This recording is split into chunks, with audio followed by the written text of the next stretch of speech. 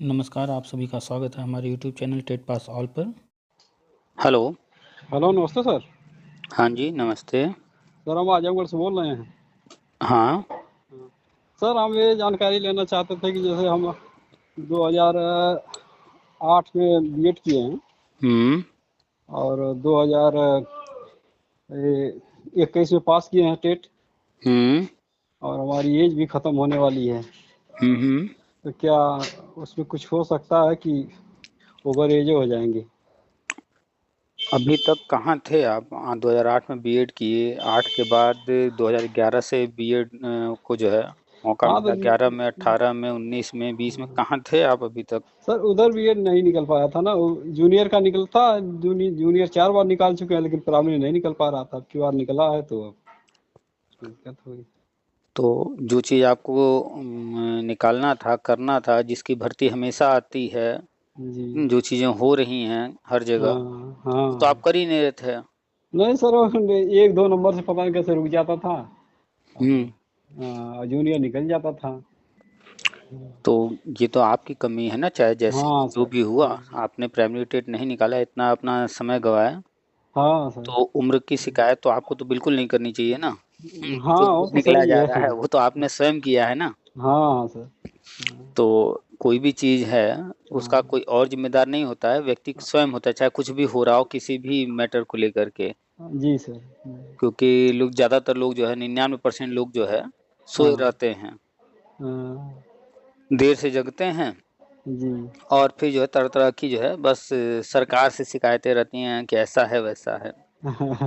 जी sir. तो इस चीज को पहले स्वीकार कीजिए कि कमी और हाँ कहीं नहीं है, आपने हाँ, ही वही किया है। कमी है ना कि निकाल नहीं अब पाए।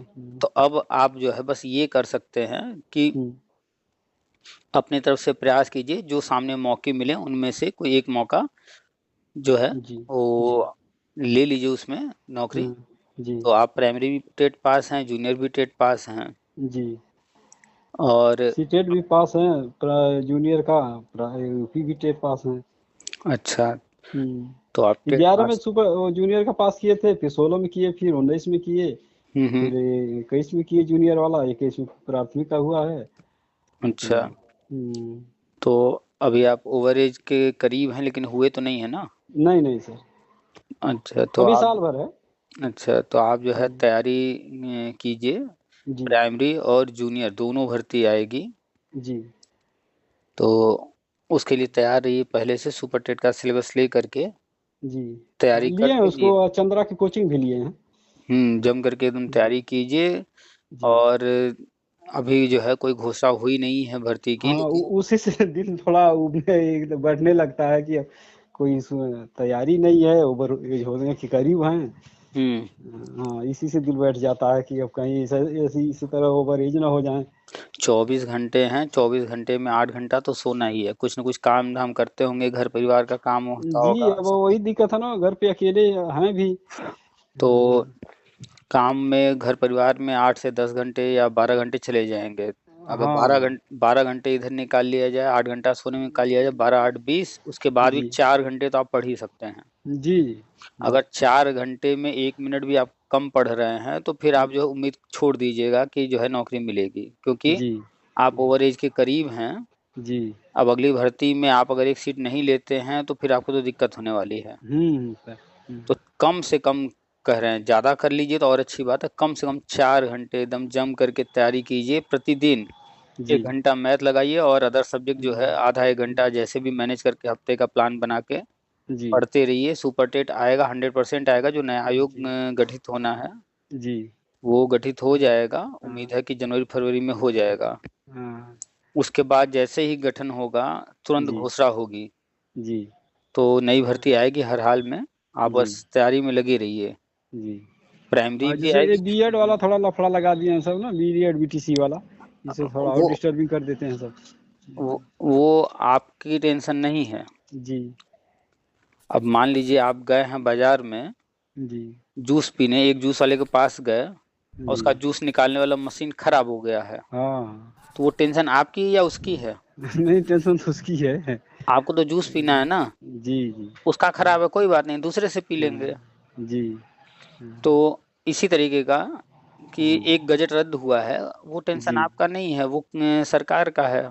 जी वो सरकार जो है नया गजट लेकर आएगी, फिर से जी वैलिड हो जाएगा। जी तो जो बीएड वाले इस चीज़ को लेकर के कहीं भी परेशान हैं, तो वो एक तरह से मूर्खता कर रहे हैं। ये अपना विषय है ही नहीं, ये तो सरकार का है ना। जी सरकार ही 2018 में भी लेकर आई थी।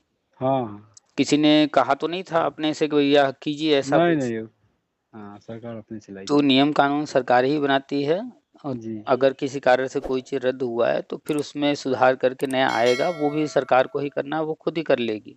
जी तो उसके लिए चिंता ना कीजिए, जूनियर के लिए आप वैलिड है ही हैं। जी तो तैयारी इस हिसाब से कीजिए कि पहले देख लीजिए प्राइमरी और जूनियर में कॉमन क्या है। जैसे चाइल्ड डेवलपमेंट, वो दोनों में जी कॉमन है। जी अगर उसको आप पढ़ते हैं तो दोनों में काम आ जाएगा।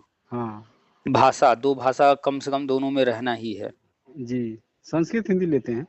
जो भी लेते हैं 2 भाषा, दोनों में जी रहना है। जी तो 2 भाषा एकदम तैयार रखिए, चाइल्ड डेवलपमेंट तैयार रखिए, जीके हाँ जीएस आना ही आना है, जी कॉमन है। जी तो ऐसे सब्जेक्ट जो कॉमन हैं, जो हर हाँ हाल में आना ही आना है, उनको जम करके एकदम तैयारी कीजिए। जी अगर वो तैयार हो गया तो आपका दोनों पेपर तैयार हो गया।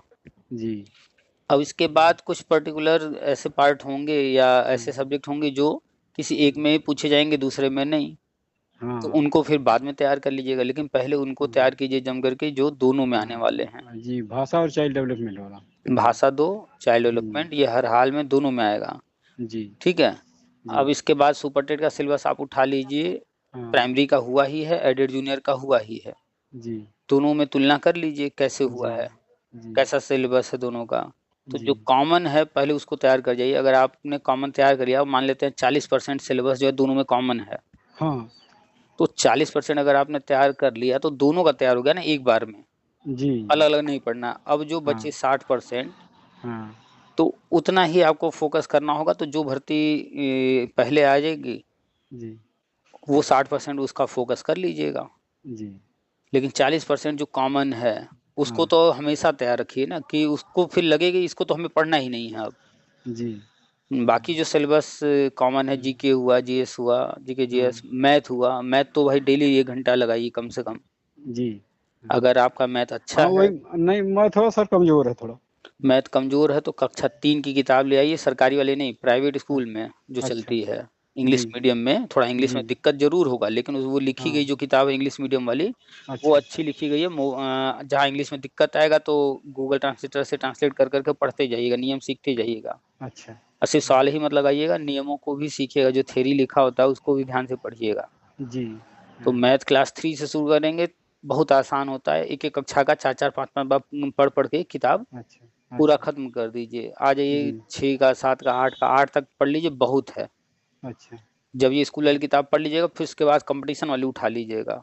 जी नहीं तो पहले कंपटीशन वाली पढ़ेंगे तो कंफ्यूज रहेंगे, नहीं समझ में आएगा। हाँ वही कंफ्यूज कर देता है वो। क्योंकि वहाँ पर सब मिक्स करके दिया हुआ है ना। हाँ वहाँ पर ट्रिक्स दिए हैं, वहाँ पर जो है कंपटीशन लेवल का क्वेश्चन है। तो बेसिक तो हाँ पहले आना चाहिए ना। और आप कह रहे हैं हाँ जब वीक है तो मतलब बेसिक तैयार करना है। हाँ बेसिक का तैयार करना है। कोई भी पढ़ाई के 2 लेवल होते हैं, एक बेसिक लेवल, एक एडवांस लेवल। जी हाँ ज़्यादातर लोग एडवांस लेवल में डायरेक्ट घुस जाते हैं। हाँ किसी भी कोचिंग में जाएंगे, किसी भी हाँ जो है ऑनलाइन हो ऑफलाइन हो, कहीं भी जाएंगे आप पढ़ने, जी वो सीधे एडवांस चीज़ें पढ़ा रहे होंगे। हाँ जबकि मैक्सिमम लोगों का बेसिक ही स्ट्रांग नहीं होता है। हाँ तो बस मैथ जो है डेली क्लास 3 से शुरू कीजिए और फिर ऊपर जी बढ़ते जाइए। और जी कोई भी किताब एक बार पढ़ने से कुछ नहीं होगा, कम से कम हाँ उस सही है किताब को 4 बार, 5 बार, 6 बार हाँ पढ़िएगा शुरू से अंत तक। जी तो खूब प्रैक्टिस कीजिए जी और तैयारी एकदम जारी रखिए। हाँ 100% अगले वर्ष आएगी भर्ती। जी अब इस तरह का सिस्टम बनने जा रहा है कि हर वर्ष भर्ती आए। जी हाँ तो बस तैयारी में लग जाइए। हाँ ठीक है। जी सर। चलिए, और कुछ?